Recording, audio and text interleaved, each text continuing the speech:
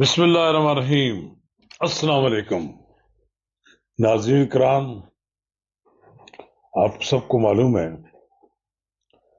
فائز عیسیٰ کی ریٹائرمنٹ کے بعد چیف جسٹس یحییٰ آفریدی نے اپنے عہدے کو سنبھال لیا۔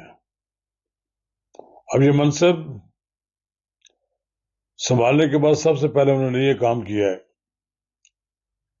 پروسیجر اینڈ پریکٹس جو لا ہے اس کے تحت جو کمیٹی بنائی ہے، اس میں جسٹس منصور علی شاہ کے علاوہ جسٹس منیب کو بھی شامل کر لیا۔ ایک لحاظ سے انہوں نے ایک نیا پیغام دیا ہے، عدلیہ کے ساتھ انہوں نے اپنے تعلقات کار کو بہتر بنانے کے لیے بڑا اقدام اٹھایا۔ دوسرا اقدام انہوں نے یہ کیا کہ فل کورٹ کا اجلاس انہوں نے بلا لیا ہے۔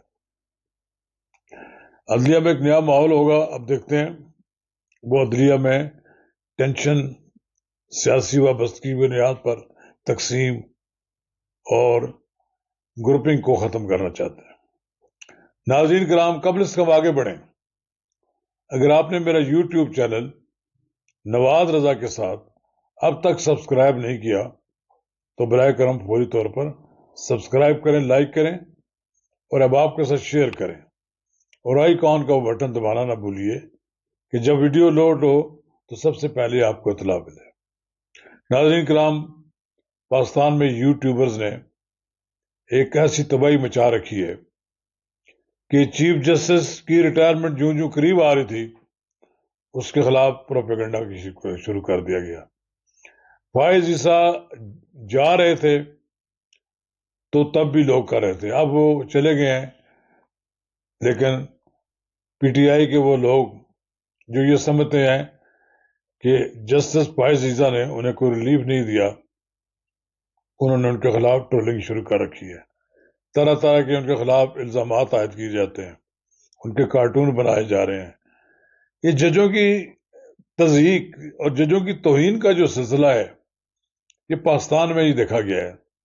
دنیا بھر میں جج خواہ کوئی بھی نقطہ نظر رکھتا ہو، اس طرح توہین امیز ان کے بارے میں باتیں نہیں کی جاتی۔ جسٹس ثاقب نثار، جسٹس کھوسا، جسٹس گلزار یا عمر بندیال، کیا ان کے بارے میں کچھ کہا جا سکتا، جنہوں نے پورے نظام کو تباہ کر دیا، جنہوں نے چلتے پھرتے ملک کے نظام کو پیچھے کی طرف دھکیل دیا۔ لیکن اب یہ ختم ہونا چاہیے۔ جس جج نے ملک کا چارج سنبھالنا ہے، ملک کو چلانا ہے اور ملک میں اندر انصاف لوگوں کو فراہم کرنا ہے، تو اس کو یہ کم از کم انہیں یہ چاہیے کہ اس کی باتوں کو وہ وزن دیں اور ان کی عزت کریں۔ عزت کرنے کے بجائے یہاں تماشا لگا ہوا ہے، ایک بہت بڑا طبقہ ہے جس کو پیسے دیے جاتے ہیں اس بات کے کہ وہ سارا دن شیئر کرتا رہتا ہے، میسج اس طرح کے بن کر ان کے پاس آتے ہیں، اور پھر ٹرولنگ ہوتی ہے، لوگ اس پہ انجوائے کرتے ہیں، لیکن ان کی اتنی ہمت نہیں ہوتی کہ سڑک پر نکل آ کر مار کھا لیں۔ یہ صرف اپنے گھروں میں بیٹھ کر موبائل آن کر کے شروع ہو جاتے ہیں۔ تو ایسے لوگ تو پھر عمران خان کو رہا نہیں کرا سکتے۔ عمران خان کو رہا کرانے کے لیے جمعیت علماء اسلام اور جماعت اسلامی کے کارکنوں جیسا جذبہ چاہیے۔ سر لگتے ہیں، سروں کی بازی لگتی ہے، جانیں دینی پڑتی ہیں، پھر جا کر کوئی اس طرح کی بات ہوتی ہے۔ محض یوٹیوب پر، محض فیس بک پر ڈفرینٹ قسم کے سلوگن لگا کر اور ڈس انفارمیشن سے تو کوئی رہا نہیں ہوتا۔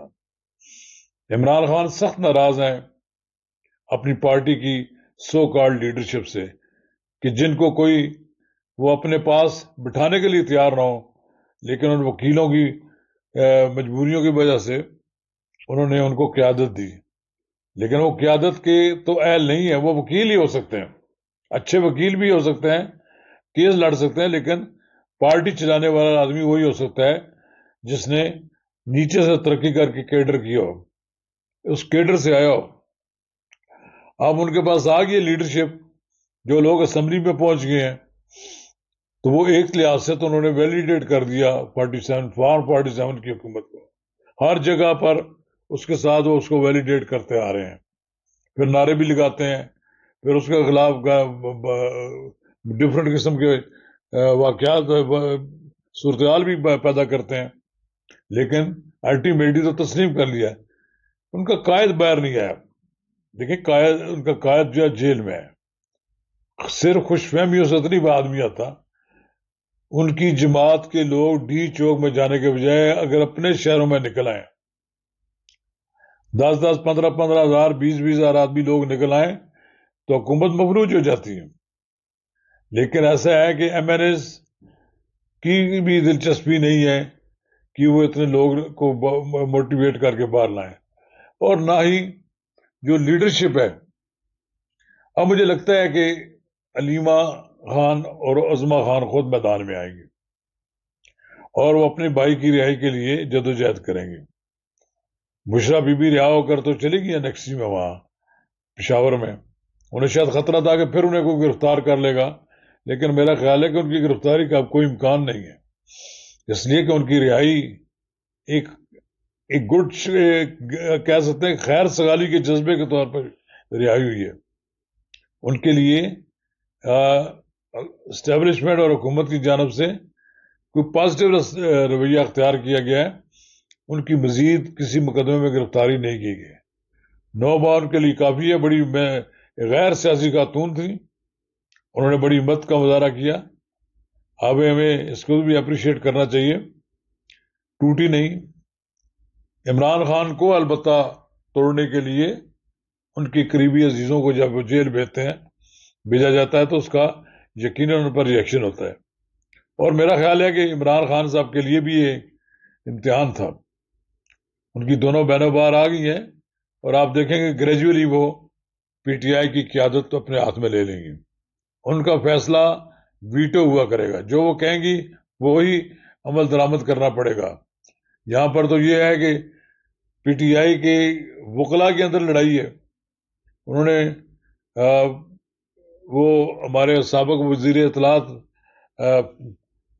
تھے چودھری صاحب، ان کے بھائی فیصل چودھری کو اس ٹیم سے نکال دیا، حالانکہ کوئی پارٹی کی طرف سے کوئی ترجمان کا کوئی فیصلہ نہیں تھا. لیکن بہرحال یہ تو ان کا اندرونی معاملہ ہے کہ وہ ان کو مزید عرصہ اپنے ساتھ وکیل رکھنا چاہتے ہیں کہ نہیں، حالانکہ یہ مفت کے وکیل ان کو ملے ہوئے ہیں. لیکن بہرحال پارٹی کے اندر لڑائی ایک تو موجود ہے کہ وہ لوگ جو کسی کمزوری کی وجہ سے پیچھے ہٹ گئے تھے تو وہ واپس آنا چاہتے ہیں، تو ان کو واپس آنے کے لیے راستے بند کیے جا رہے ہیں. چلیں یہ راستے بند کر لیں، لیکن بات اصل میں تو عمران خان کی رہائی کی ہے. نیا دور شروع ہونے والا ہے. نئے جیسے زیادہ توقعات یہ وابستہ نہ کریں کہ وہ ان کے لیے وہی کام کریں گے جو پہلے جسٹس منصور علی شاہ کرتے رہے ہیں یا اور دوسرے لوگ کرتے رہے ہیں. ان کو سارا کچھ دیکھنا پڑے گا قانون کے مطابق کیا ہو سکتا ہے. قانون کے اندر رہ کر ہی فیصلے ہوں گے. اور پھر آپ کو اس بات کا تو علم ہے، اب بہت سے آئینی ایشو جو ہیں وہ تو اب نہیں جائیں گے عام عدالتوں میں، ان کے وہ تو جائیں گے جو آئینی بینچ بنے گا، اور جو بہت جلد آئینی بینچ تشکیل پا جائے گا، اور پھر اس کے بعد جو اس کے فیصلے ہوں گے وہ بھی سامنے آ جائے گا.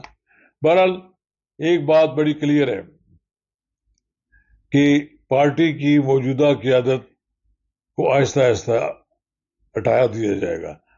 عمران خان کی رہائی کے لیے ان کی دونوں بہنیں میدان عمل میں آئیں گی، اور یہی صورتحال نظر آتی ہے کہ پارٹی کے کارکن اسی صورت میں ایکٹیو ہوں گے. شکریہ.